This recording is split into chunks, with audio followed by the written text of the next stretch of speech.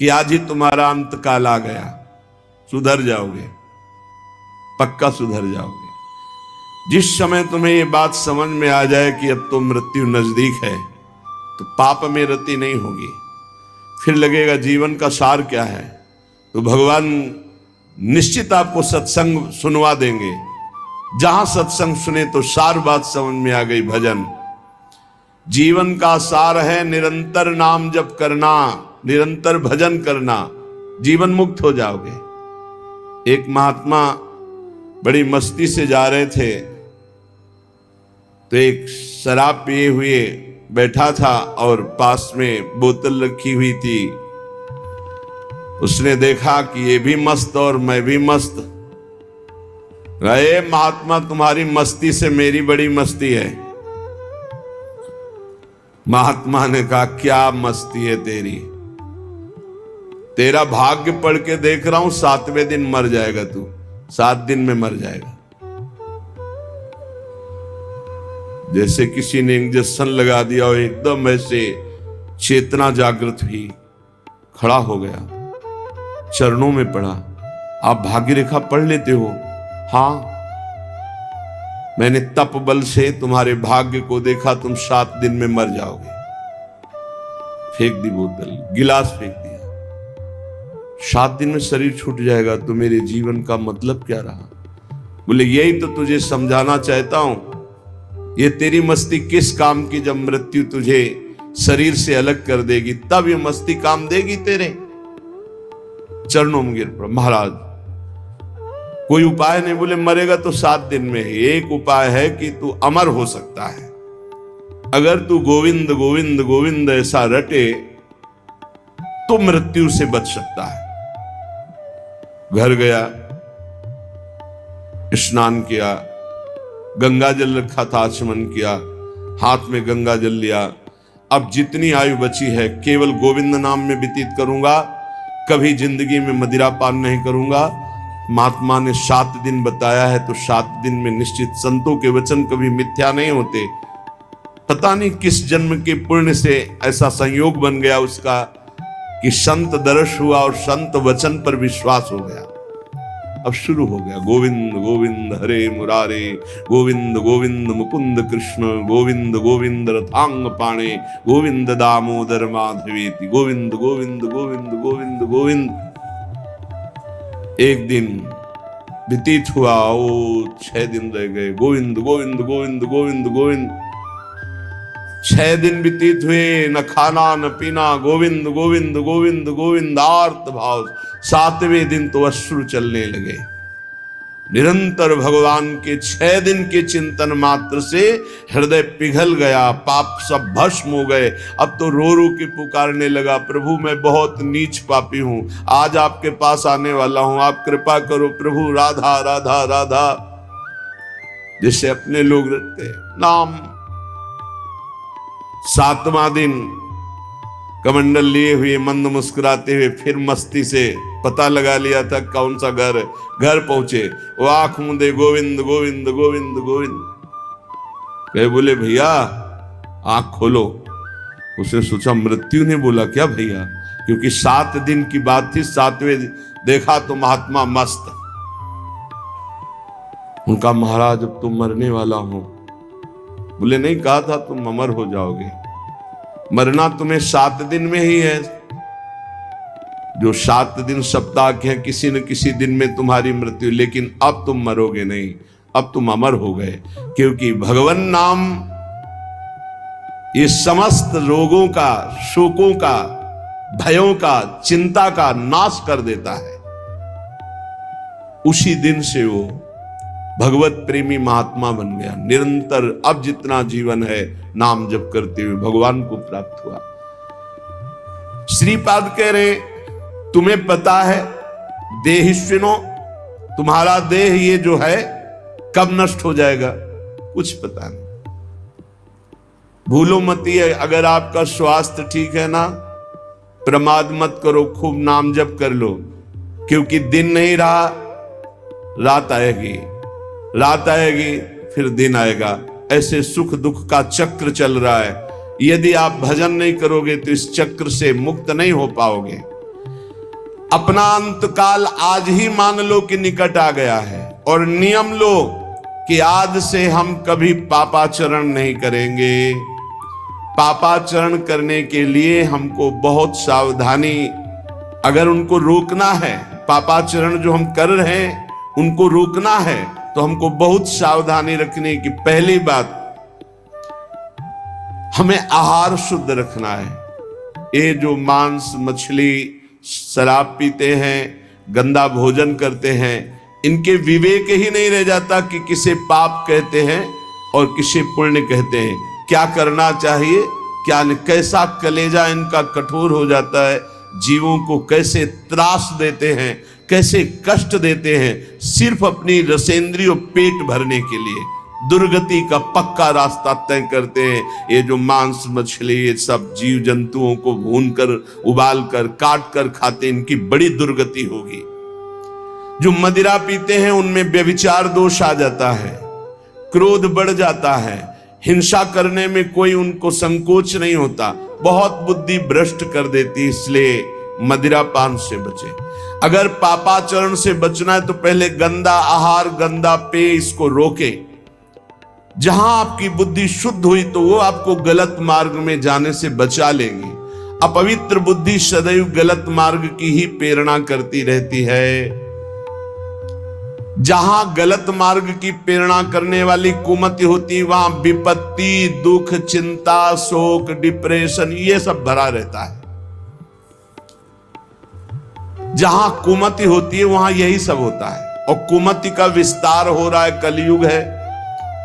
जहां सुमति होती है वहां सुख, संतोष, शांति, दया, करुणा, मैत्री ये दिव्य भागवतिक गुण प्रकट होते हैं। जहां सुमति तहां संपत्ति नाना, जहां कुमति तहां विपत्ति निधान। नाना प्रकार की दुख वृत्तियां कुमति में बसी हुई हैं। इसलिए भाई पहले तो अपने मन को यह समझा लो कि आज ही मरा, पता नहीं कब शरीर छूट जाए। और आज से नियम लो कि जैसे मरने वाला सोचता है अब तो मरना ही है तो पाप क्यों करें, भगवान का भजन करेंगे।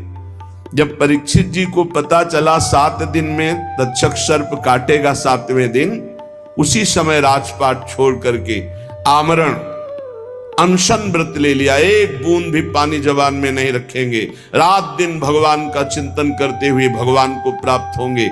और ऐसा ही संकल्प किया जिससे बड़े बड़े ब्रह्म ऋषि प्रसन्न होकर उनको घेरे रहे जब तक उनकी परम गति नहीं हो गई।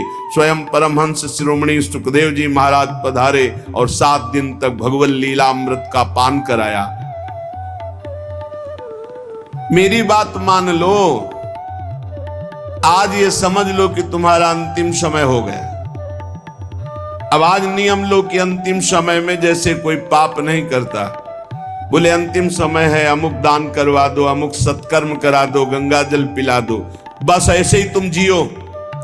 पता नहीं कौन सा पल अंतिम समय। हर समय नाम जप करो, हर समय पुण्य भावना रखो, दूसरों को सुख पहुंचाओ, पवित्र रहो, भगवत प्राप्त हो जाओगे। हर श्वास तुम्हारी भगवत प्राप्ति है। अगर हर श्वास में नाम चल रहा है तो चिंता मत करो, वो आखिरी श्वास भगवान की प्राप्ति करा देगी। जैसे पुत्र के बहाने से अजामिल ने पुकारा नारायण तो भगवान हरि के पार्षद आ गए, यमदूतों की फांसी काट दी और उन्हें जीवन मुक्त बना दिया। हम भगवान को भगवान जानकर पुकारेंगे, हमारा कल्याण नहीं हो जाएगा। वो पुत्र के बहाने नारायण पुकार रहा है, उसका कल्याण हो गया। और हम जानबूझकर राधा राधा हर श्वास बोल रहे हैं, हमारा कल्याण, अरे कल्याण का परम कल्याण हो जाएगा। इसलिए जब जान लिया कि तुम्हारी मृत्यु होनी है तो कह रहे कामिनी रूपाग्नौ न पतंगो वन निपतरे चक्षु प्रमादादपि। प्रमाद मत करो, दूसरों की माता बहनों की तरफ काम भावना से मत देखो, ये तुम्हारा नाश कर देगी।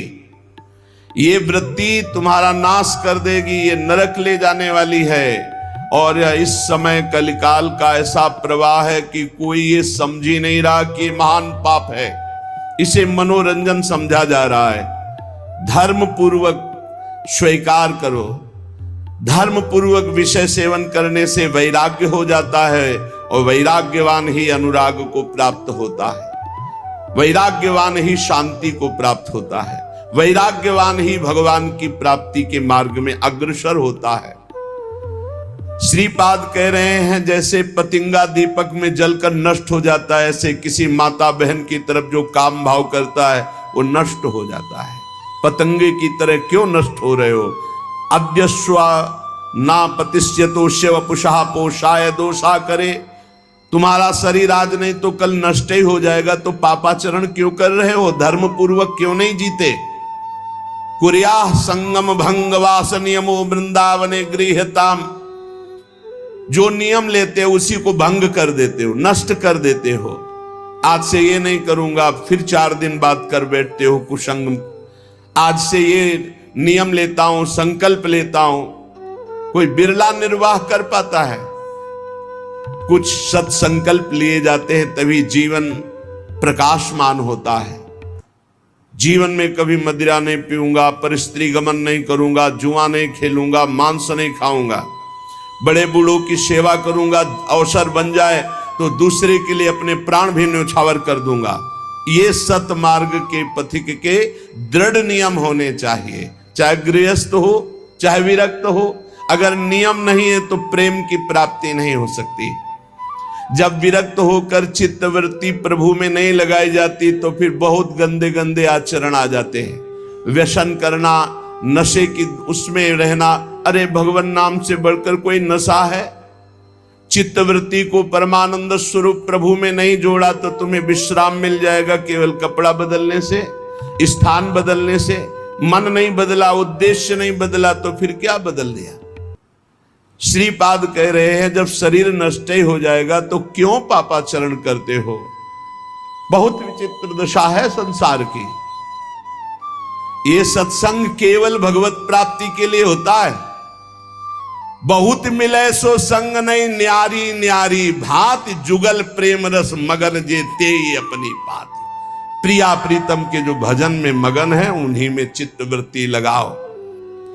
बहुत भांति के मत जहां तिन्हीं न समुझे संग, नव किशोरता माधुरी बिना ना पुनो रंग। बहुत भांति के जहां मत होते हैं वो अपना प्रेम रंग नहीं होता। अपने को ऐसी बातें नहीं सुननी चाहिए जो प्रिया प्रीतम से बिलक करने वाली ही हो। संतों को बहुत कष्ट दिया गया। सत मार्ग में चलने वाले, सत मार्ग में मौज मस्ती से रहने वाले में कोई फर्क नहीं पड़ता। सत मार्ग में अगर आप चल रहे हैं तो संसार कष्ट ही कष्ट देता है, कष्ट ही कष्ट देता है। आप देखो लो, खुद देख लो, अगर आप धर्म से सत से चलने लगोगे तो आपका मार्ग बाधित करने के लिए सैकड़ों तैयार हो जाएंगे, सैकड़ों तैयार हो जाएंगे। इसलिए भगवान की कृपा है, सत्संग का लाभ ले लो। ये हम कर रहे हैं इसलिए नहीं तुम्हें कह रहे हैं, पक्का श्री जी करवा रहे हैं इसलिए सत्संग का लाभ ले लो। नहीं, सत्संग मिलना दुर्लभ हो जाएगा। कागज में लिख लो, सत्संग ऋषि मुनियों द्वारा शास्त्र सम्मत, जिससे मन को मारकर सच्चिदानंद भगवान में स्थित किया जाता है। तो बहुत भांति के मत जहां तिन्हीं न समुझे संग। बहुत सावधानी से अपने कानों को रखे, हर एक की बात न सुने। नव किशोरता माधुरी बिना ना अपनो रंग। श्री प्रिया प्रीतम के प्रेम में डूबे हुए रसिक जनों के संग के सिवा और हम कोई संग न करें। देखो प्रेम विलास वृंदावन घन कुंज में, जिनके यह उपास ऐसो संग जु कीजिए। ध्रुवदास जी कह रहे देखो किनका संग करना है? बोले जो वृंदावन के प्रेम विलासी श्री श्यामा श्याम के प्रेम विलास में चित्त को डुबाए हुए, जिनकी उपासना प्रेम की है। आप वृंदावन के शरणागत हैं, प्रिया प्रीतम के शरणागत हैं, बस ऐसे ही प्रेमी जनों का संग करना है और किसी का संग नहीं। देखो प्रेम विलास वृंदावन घन कुंज में। रसिकों की जानते हो प्रिया प्रीतम के प्रति कैसी दृष्टि होती है? जैसे दो नेत्र और दृष्टि एक। श्री हरिवंश सुरीति सुनाऊं, श्यामा श्याम एक संग गाऊं। छिन एक कबहु न अंतर होई, एक क्षण के लिए प्राण सुएक देह है दोई। एक प्राण दो तन, दो नेत्र एक दृष्टि, ऐसे हमारे प्रिया प्रिया ही प्रीतम है, प्रीतम ही प्रिया है, कोई अंतर है? पर ठसक है क्योंकि रस भोक्ता लाल जो है, रसदात्री प्रिया जो है, इसलिए सहचरियों की ठसक है। हमसे श्यामा जू के बल अभिमानी, टेढ़े रहे मोहन रसिया सो। बहुत संग संभल करके करे। नव किशोर सुकुमार तन, रंगे प्रेम के रंग। जिनके ही में बसत ध्रुव तीन सो ही करी संग। केवल संग हमें करना है तो प्रिया प्रीतम के प्रेम रस रंग में रंगे हुए महापुरुषों से। अगर आप वृंदावन की शरण में हैं, प्रिया प्रीतम की शरण में, तो ये नियम ले ले, क्योंकि इस रस मार्ग में चलना केवल रसिक महापुरुष के संबंध से है, साधना से नहीं। ध्यान रखना, जैसे डिब्बे में कोई पावर नहीं है, केवल इंजन के कनेक्शन से वो पहुंच जाता है जहां इंजन पहुंचता है, ऐसे ही हमारा संबंध केवल हमें श्री जी की प्राप्ति कराएगा। रसिक संबंध, नितिक धर्मिन संग, तो रंग बढ़त नित नित सरस, नित नित प्रेम अभंग। यह जो कृपा हरिवंश की, नित्य एक मात्र अपने धर्मियों का संग, तो प्रेम रंग की प्राप्ति संबंध से हो जाती है। कठिन है रसिक अनन्यता, रहत न मन एक ठोर। राई के सम चलत ही होत और की ओर। इस रस के मार्ग में अनन्य भाव लेकर चलना बड़ा कठिन है। राई के सम अगर थोड़ा मन चलायमान कर दो तो मिलावट हो जाएगी, और इस मार्ग में मिलावट नहीं। अब या में मिलोने मिले न कछु जब खेल रास सदा बन में। ये शुद्ध मार्ग है, विशुद्ध मार्ग है, महामाधुरी रस है। बोले कठिन रसिक अनन्यता, रहत न मन एक ठोर। या साधना की प्रधानता नहीं, या अनन्यता की प्रधानता है। अनन्यता है तो भगवत प्राप्ति निश्चित है, इसीलिए हम गरज कर कहते हैं अनन्यता। यद्यपि भक्त अनन्य जो विषय इंद्रियन बस होए, कर्मठ कोटि जितेंद्रियन ते सम लहै न कोई।